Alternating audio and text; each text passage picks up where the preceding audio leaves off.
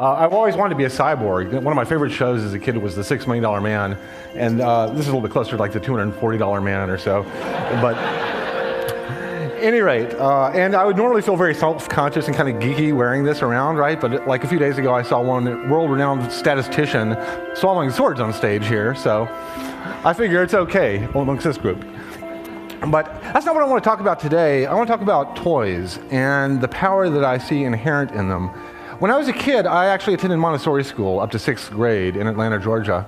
And at the time, I didn't think much about it, but then later I kind of realized that that was kind of the high point of my education. From that point on, everything else was pretty much downhill. And it wasn't until later, as I started making games, that I really actually think of them more as toys. People call me a game designer, but I really think of these things more as toys.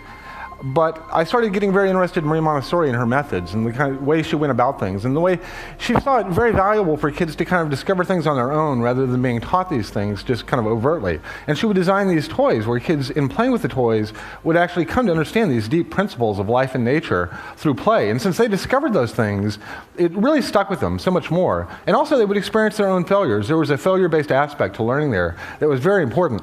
And so the games that I do, I think of really more as modern Montessori toys. And I really kind of want them to be presented in a way to where kids can kind of explore and discover their own principles. So a few years ago, I actually started getting very interested in the SETI program.